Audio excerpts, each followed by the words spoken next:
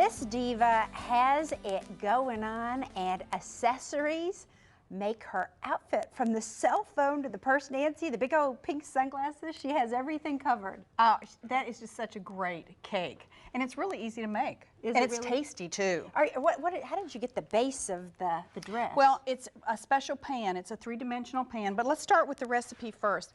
And over here I've creamed cream cheese, 1 package, 8-ounce package of cream cheese, 2 sticks of butter, and 1.5 cups of sugar. And this is a cream cheese pound cake that we're making? Cream cheese pound cake. And when you first start creaming it, it looks a little yellow, but you cream it for about 5 minutes and you can see it gets very white. It kind of takes the color of the cream cheese. Now we're going to add some eggs. We're going to add them one at a time. So something dry, then unless something two wet. drop in. Okay. And then until they mix, you let them mix. And we're going to add 2 teaspoons of vanilla. I love vanilla because it gives such a nice flavor. Yes. So there were 5 eggs, vanilla. Mm-hmm. And the recipe would be on the website. Yes, the recipe is on the website. And then next we're going to add our dry ingredients and our wet ingredients. And we're going to start with a little bit of dry ingredients. You start and end with dry ingredients. You don't want to add too much at a time or you'll have this big cloud of flour coming up on you. What? So this is flour? Mm-hmm. Okay. It's 3 cups of flour, 2 teaspoons of baking powder, and a ½ teaspoon of salt mixed together. And the cream cheese is what gives it that nice moist flavor whenever you do cut into it. And now what are you adding now? Is this milk or cream? This is milk. Milk. You don't want to add too much at a time or you're going to get a little splash out like I did. Now do you add whole milk or you do skim? What does it? I use what the recipe calls for. So now we did the dry, the wet, the dry, wet, and you end on dry? Mm-hmm. And we'll let that mix in, scrape our bowl down because we want to make sure it's all incorporated in and that you don't have any dry pockets. And this is going to serve, what, like maybe a dozen people easily? Easy. Because it's a fairly dense taste, so you don't really need a very large piece. Just a big tall glass of milk with it, right? It's really good. It's absolutely one of my favorite. I love different kinds of pound cakes. And when you're using a three-dimensional pan, you want to use like a pound cake because it is a firmer textured batter. Now I'm just going to give it one last little Now, will it mix. bake differently in this pan, Nancy, than a normal pan? Well, it'll bake evenly. Why don't you go ahead and spray the pan? You want to make sure that the whole pan is sprayed as well as the center core piece. Now, the core piece is in there so that you get even baking throughout, because otherwise it's a really solid piece. Now, I'm going to take this off and pour it in there. Now, this piece actually fits down on top of another piece that's down there. It has like a leg that's It has like a leg. in place. So it's actually going to stay in place. And hold it still. So this is kind of a grown-up version of the dog cake. Now, how long would you bake this? You bake it at 325 for about an hour to an hour and 5 minutes. And you want to test it with your toothpick to make sure that it's done. And then you want to cool it. Now we've cooled this one about 15 minutes and you have your core in here, so you just want to pull your core out. And you're going to take the crown off. And then I'm going to take the crown off. Now I'm just going to take it off level with the pan so that 1, it's easier to level that way, and 2, then you still have a little bit more of height with the cake.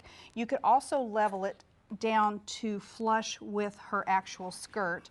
Then you just turn it upside down. And the cooling is crucial. Absolutely, because if it doesn't, you may have it kind of crumble on you when you actually get ready to do it. And that's the way it looks. Okay. Now, to get her dressed, we're going to use fondant. And fondant is an icing that you roll out like sugar cookie dough, or pie crust. And I have this covered because it does dry out. So it's like sugar paste. It's like they call it sugar paste. Yeah, you'll have seen that too. And some people are intimidated to work with this, but it's a great point to start for beginners because you can just roll it out if you mess it up. I love it. And you can see I've rolled this out to about 15 inches. You can see it's very pliable. Then we're going to actually put it on this cake. And yours has an icing, yes, this has some buttercream icing. Some people thin their crumb coating. It's called a crumb coating. Other people just put a thin layer on there. What it does is it kind of evens out any little pockets you might have, but you can see that this other cake came out just perfectly. So it'll help and it also helps the fondant adhere stick. to it. So this is about a 15-inch square. And you just take it and lay it over the top. So it's just a draping that you're making her dress out of. Now, if you wanted to do pleats in your dress, you could actually, you know, give her pleats, but we're just gonna, and you just pull it down. And even though we're showing you this way, use your imagination, your creativity, some inspiration, and make it your own. You don't have to do it exactly the way that we did it. So you just keep pulling it down and shaping it, and then we're going to cut the excess off. And a turntable helps because you can see I'm just kind of like turning this around, and it just molds to the shape of the cake that you're using. And now you bought this fondant pre-colored, No, or did you color it I actually yourself? did color this with icing color. But you can There are purchase some it out there ahead that of are time. colored.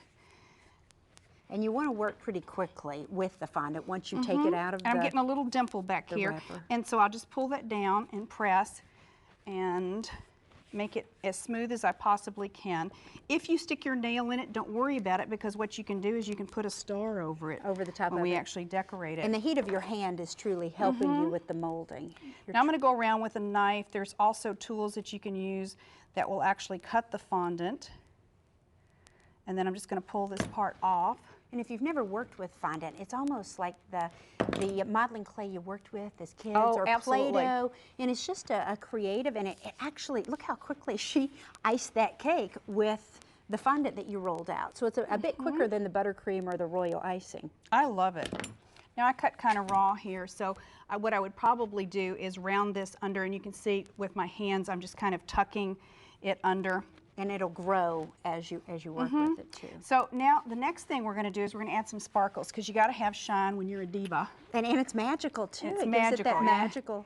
Now I'm going to go ahead and add a little bit of water with a pastry brush, but I don't want too much. I'm going to do this kind of all over. Is this just so the sparkles will stick? Yes. Otherwise they don't stick real well. And it makes the fondant a little shiny. You can see I did it better in the front than I did in the back. And when you're working with fondant, you can sometimes put a border on, but I didn't want to put a ruffle on her skirt because I really just didn't want to be bothered. Now, so will the got water shine all stay, over that. or no, that'll fade It will as it a little dries? bit. And this is a sprinkling of magic here. This is sugar, right? Yes. And you can get these in different colors? Yeah. I just like the white because I think it gives, you know, a real shiny look and a little more natural than, you know, some of the colors do, especially for this dress. So, okay, so we've got that. We'll put her back up straight. And when I said it was sugar, it honestly is like a flake. It looks like... It looks really good if you're trying to do snow anywhere. Why don't you stick a couple of stars on here? Now these are, you bought these, right? You yes, didn't these cut are these called out? jumbo sprinkles. You could cut the fondant out if you wanted to, but I'm more or less into quickness. The ease, yes. And so since these are already cut for me, it just makes it so much faster. But you could cut them out if you wanted like some big stars, if you wanted to give her, you know, a scepter or something like that. Now, if they don't stick, you might want to have just a round tip with some icing in it. Would you use buttercream? You could just use buttercream on it, because you can use buttercream on top of fondant.